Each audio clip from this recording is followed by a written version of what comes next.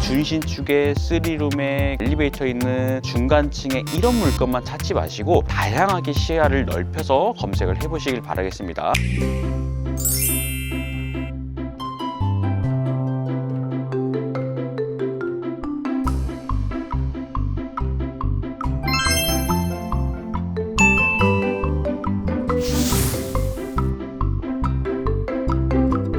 안녕하세요. 딱 쉬운 경매 딱쌤입니다. 자, 오늘도 여러분들에게 현장의 모습을 생생하게 보여드리기 위해서 밖으로 나와봤습니다. 아마 경매, 공매 여러 가지로 많은 관심을 가지고 계실 거예요. 그런데 우리가 경매, 공매를 왜 하는지 한번 생각을 해볼 필요가 있습니다. 우리가 노동소득을 통해서 자본을 많이 불리기에는 아무래도 한계가 있습니다. 그래서 단기 매도라든지 경매처럼 시세보다 싸게 산다든지 여러 가지 자본소득으로 우리가 굴릴 수 있는 방법까지 생각을 해줘야 되는데요. 그래서 여러분들이 경매나 공매에 많은 관심을 가지고 계실 텐데 빌라나 아파트나 경쟁률 보면 상당히 높은 걸로 생각을 하실 거라고 생각합니다. 왜냐하면 요새는 준신축 빌라라든지 역세권에 있는 빌라라든지 이러면 생각보다 경쟁이 굉장히 심해요. 10명 이상, 15명 이상씩 들어오기도 하고 낙찰가도 굉장히 높아지기도 하는데, 그래서 오늘은 여러분들이 기존에 생각하던 것과 조금 반대되는 물건을 한번 가지고 와봤어요. 그러면 이런 물건은 과연 매도가 안 되는 거 아니야? 라고 생각하실 수도 있겠지만, 제가 알려드리는 정보만 잘 파악하신다면 충분히 매도가 가능하니까 끝까지 시청해 주셨으면 좋겠습니다. 자, 제가 지금 나와 있는 것을 소개해 드리기 전에 한번 여러분들에게 여쭤보고 싶은 게 있습니다. 빌라는 서울이 잘 거래가 될까요? 경기도가 거래가 잘 될까요? 맞습니다. 서울인데요. 그 중에서도 빌라가 거래가 굉장히 잘 되는 곳이 있는데 혹시 어딘지 아시나요? 전체 25개 구 중에 1등을 차지하고 있는 구가 바로 은평구입니다. 은평구. 은평구 의외의 지역이라고 생각하실 수도 있거든요. 이 은평구가 서울 전체 25개 구 중에 거래량 1등을 차지하고 있습니다. 실제 국토부 실거래가를 활용해서 데이터를 분석을 해보면 지난 1년 동안 은평구에서 거래된 빌라 거래 건수가 어마어마하게 많은 빌라들이 거래가 됐다는 것인데요. 그 중에서도 또 특히나 잘 되는 동이 있는데요. 먼저 오늘 볼 물건에 대해서 정보를 드리고 시작을 해보도록 하겠습니다. 사건 번호는요 2024-12741-001번입니다. 바로 압류재산 공매 물건인데요. 여러분들이 경매로도 충분히 수익을 낼 수 있지만 우리가 압류재산 공매와 같이 공매 부분까지 우리가 공부를 해두면 여러분들에게는 또 하나의 무기가 만들어지는 거거든요. 그래서 제가 이 물건을 가지고 와봤는데요. 자, 이 물건이 위치한 곳은 바로 서울특별시 은평구의 역천동입니다. 은평구에도 여러 동들이 있는데요.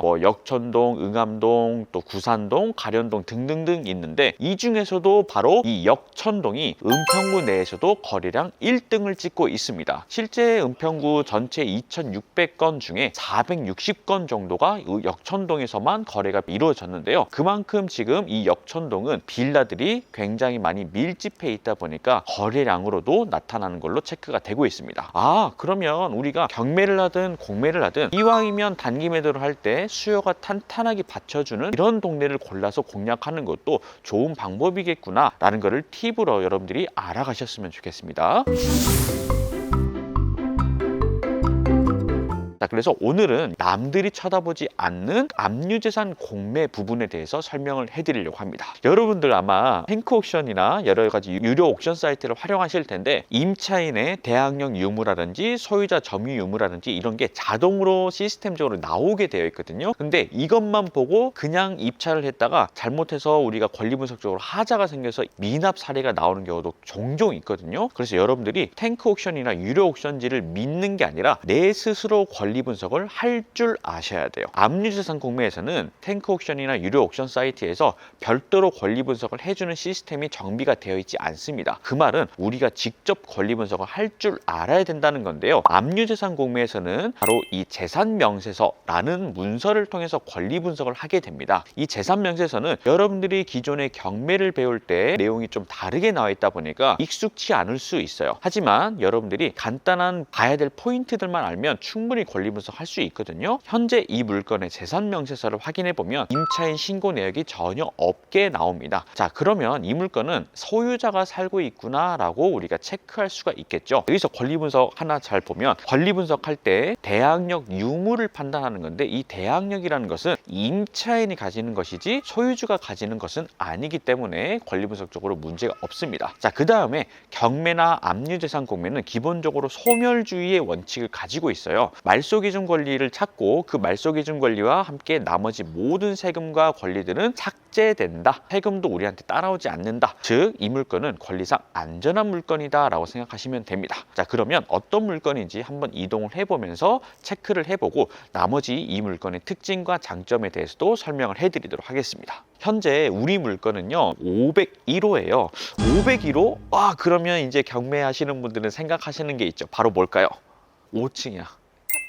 탑층, 탑층이면 누수, 또 엘리베이터. 그래, 딱 머릿속에 떠올라지는 게 있어요. 바로 누수 부분, 엘리베이터 부분, 이게 떠올라지실 텐데요. 내부 상태를 보기 전에 겉에서 우리가 한번 체크해 볼 필요가 있습니다. 1호 라인에서 제일 꼭대기층입니다. 샤시가 다른 곳들과 완전 좀 다른 느낌이 듭니다. 필름지까지 붙여져 있어서 최근에 교체가 된 듯한 느낌이 들거든요. 그러면 이 물건은 샤시 부분까지 우리가 어느 정도 수리를 건드렸다라고 한다면 내부도 어느 정도 일부 수리가 됐을 가능성이 높겠다라고 유추해 볼 수가 있겠죠. 이동을 한번 해보고 있는데 거의 다 빌라들밖에 없습니다. 그만큼 빌라에 대한 수요가 탄탄하고 빌라 밀집 지역일수록 거래가 잘 되는구나 라는 거를 임장을 통해서도 충분히 확인을 해볼 수가 있죠. 현재 A동, B동, C동으로 나눠져 있어요. 20년 된 빌라인데 그때 당시 A동, B동, C동으로 나눠졌다면 굉장히 인기가 많은 빌라이기도 했겠죠. 먼저 이렇게 오래된 빌라 같은 경우에는 반드시 체크해 줘야 되는 게 주차장입니다. 요새는 주차장을 거의 대부분 확보하는 경우가 많지만 20년 이상 된 빌라라고 한다면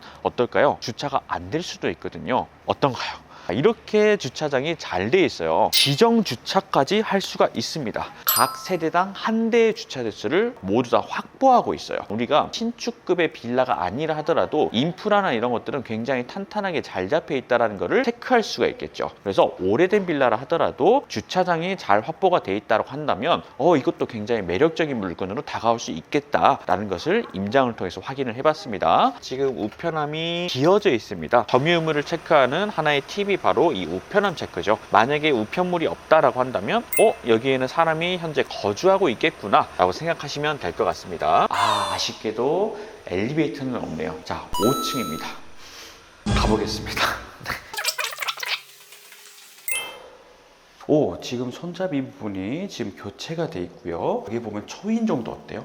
왠지 새 걸로 교체가 된 게 느껴지시죠? 그러면 이 집은 외부 샤시도 그렇고 현관문이나 초인종도 교체가 돼 있구나. 그러면 내부에도 일부 수리가 됐겠다 라고 생각해 볼 수가 있겠죠. 그 다음에 누수 부분도 체크해 보러 옥상까지 한번 가보도록 하겠습니다. 최근에 발려진 회색깔 방수 페인트는 아닙니다. 제가 서 있는 곳이 501호 부분인데요. 누수가 있다거나 이런 흔적은 보이지는 않습니다. 괜찮은 것 같고요. 우리 물건의 장점입니다. 테라스까지 지금 사용이 가능해요. 우리는 위반 건축물의 여지가 전혀 없이 개인 공간으로 테라스처럼 활용하고 있구나. 그리고 여기서 보면 안에 내부가 살짝 보이거든요.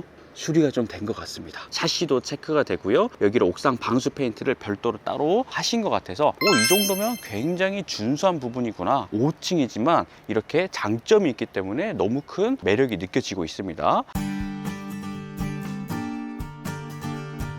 현재 우리 평수가 전용으로 20평이나 됩니다. 빌라에서 20평이면 아파트로 치면 거의 25평형 사이즈거든요. 꽤 넓은 사이즈라고 보시면 되고요. 현재 이 물건의 감정가가요 3억 1,100만 원에 잡혀 있습니다. 하지만 이 일대에 20평 정도 되는 물건이 3억에서 3억 5천 정도 사이에서 매물들이 호가가 나와 있다는 거예요. 현재 이 물건은 압류재산 공매이기도 하고 20년 이상 된 빌라이기도 하고 5층에 있는 꼭대기 물건이기도 합니다. 그러면 압류재산 공매니까 당연히 경쟁은 줄어들 수밖에 없고 엘리베이터도 없으니까 패스하고 20년 됐으니까 패스하고 그러면 정말 이런 물건을 실제로 도전하는 분들만이 시세 차익을 커다랗게 낼 수 있다는 거예요. 그래서 여러분들이 경매나 공매 물건을 앉아서 물건 검색할 때 5층이니까 별로겠지라고 패스하는 게 아니라 진짜 임장까지 와서 체크해보는 습관을 꼭 들이셔야 된다는 것을 말씀드리고 싶습니다. 그래서 여러분들이 단순히 준신축에 3룸에 엘리베이터 있는 중간층에 중에 이런 물건만 찾지 마시고 다양하게 시야를 넓혀서 검색을 해보시길 바라겠습니다. 열심히 일하는 것만이 우리의 삶의 전부는 아닙니다. 지금도 수많은 분들이 경매나 공매를 통해서 시세 차익을 내고 훨씬 더 빨리 경제적 자유로 나아가고 있습니다. 여러분들도 충분히 하실 수 있습니다. 이런 물건 정말 많이 있고요. 아직도 지금 경매나 공매로 수천 건의 물건들이 진행이 되고 있습니다. 여러분들에게도 기회가 찾아올 수 있으니까요. 고민만 하지 마시고 꼭 도전을 한번 해보셨으면 좋겠습니다. 여러분들이 깊이 있는 것까지 한번 배워보고 싶으시다면 딱쌤과 한번 공부해보시는 건 어떨까 싶습니다. 자, 저는 다음번에 찾아뵙도록 하겠습니다. 감사합니다. 평구는 나이대가 더 높으신 분들인데 이렇게 5층이면 실효를 하지 않을까? 어떻게 팔아요? 자, 지금 꼭대기 5층에 있잖아. 근데 은평구의 연령대가 조금 높다라고 하잖아. 생각보다 안 높아. 은평구가 생각보다 연령대가 높지 않을 수도 있는 게 이 일자리가 거의 다 DMC에서 출퇴근한단 말이지. 방송국 종사자분들이니까 연령대가 좀 낮다고. 그 다음에 우리는 5층이지만 킥이 하나 있잖아. 테라스. 나는 5층이지만 올라갈 때는 잠깐인데 올라오면 힘들었네가 계속 생각이 안 나. 그 잠깐이고 왔는데 와, 햇볕도 쬐고 고기도 꺼먹고 책도 읽고 유튜브도 보고 하는 나만의 공간이 있다는 게 진짜 엄청난 매력인 거지. 아시겠죠?